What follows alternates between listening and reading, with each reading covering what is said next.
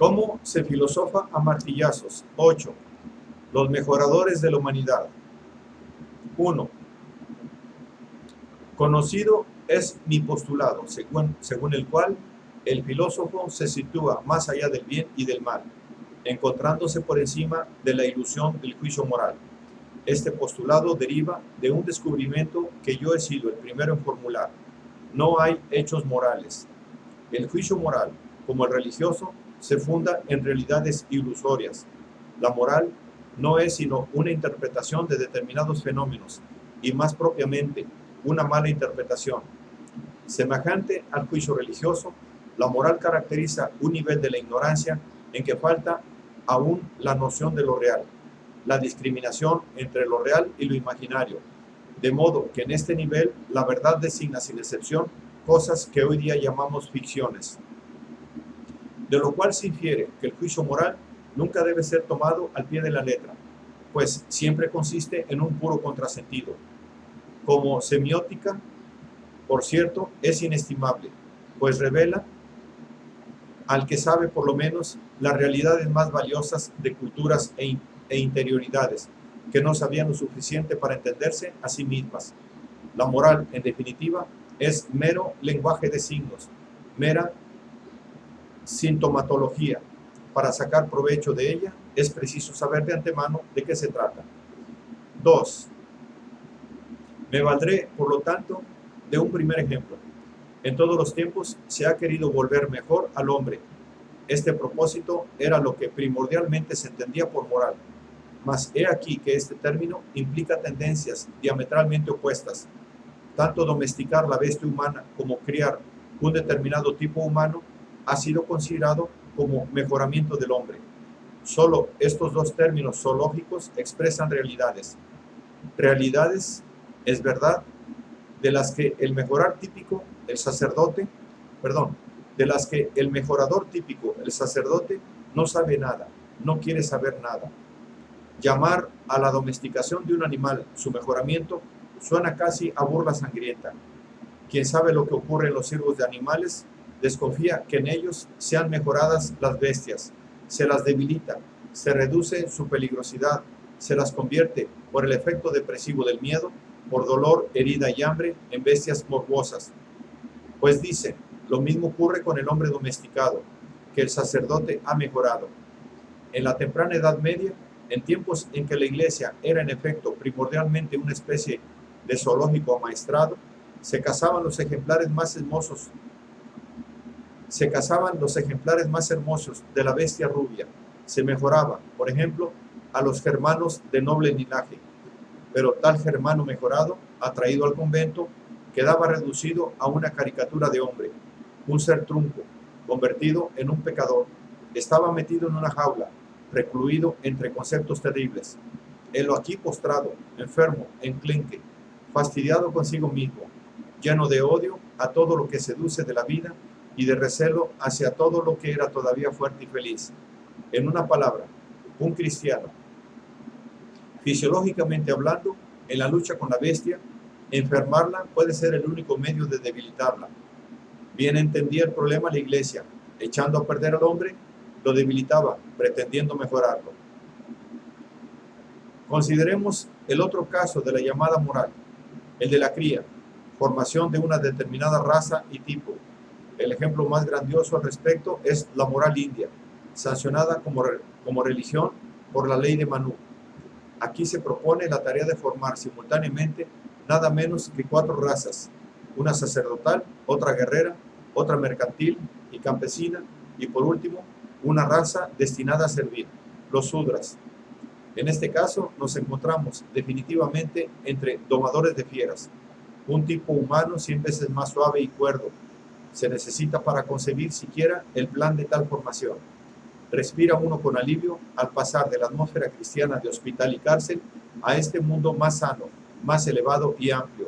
Cuán pobre y maloliento aparece el Nuevo Testamento al lado de Manu.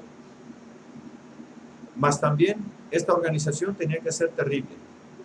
Esta vez no en lucha con la bestia, sino con el concepto antitético, el hombre no criado y formado, el hombre mezcolanza, el sandala, y a su vez no disponía de otro medio de quitarle su peligrosidad, de debilitarlo, que el de enfermarla.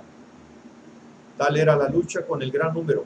Sin embargo, es posible que no haya nada tan contrario a nuestro sentir como las medidas preventivas de la moral india.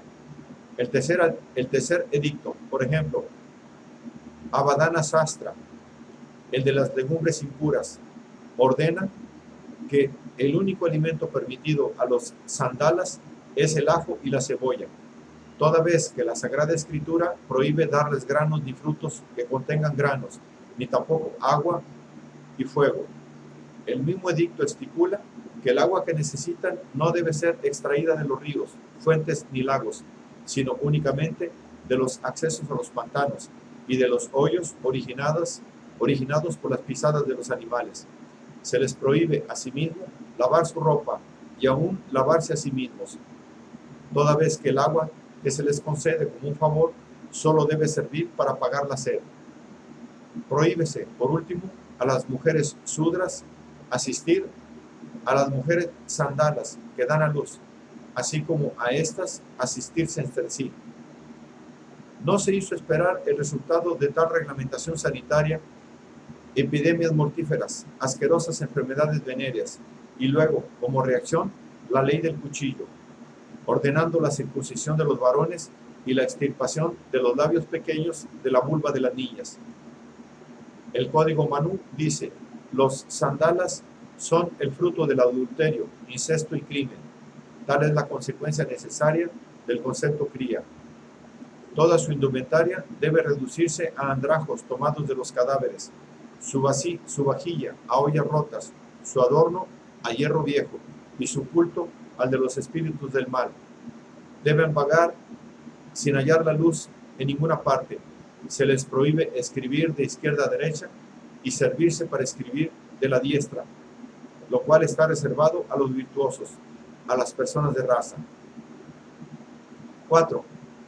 Estas disposiciones son harto instructivas. En ellas se da a la humanidad aria en toda su pureza y originalidad. Puede verse que el concepto sangre pura es todo lo contrario de un concepto inofensivo.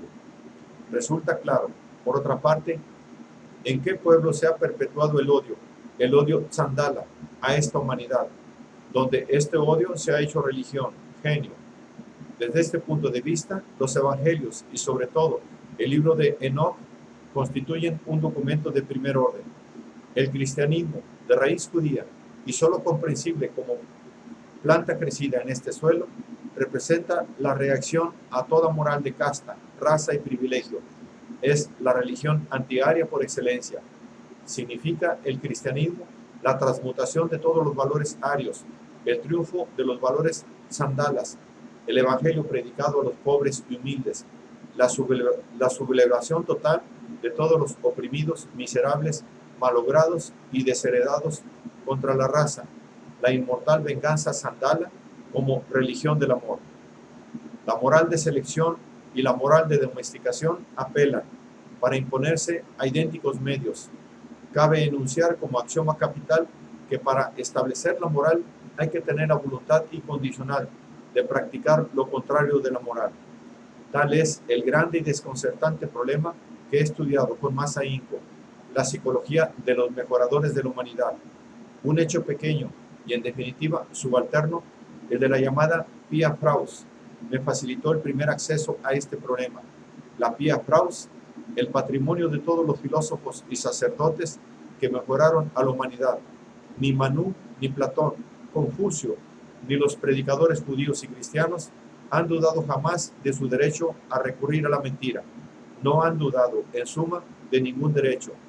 Resumiendo, cabe decir que todos los medios de que se ha hecho uso para moralizar a la humanidad han sido, en el fondo, medios inmorales.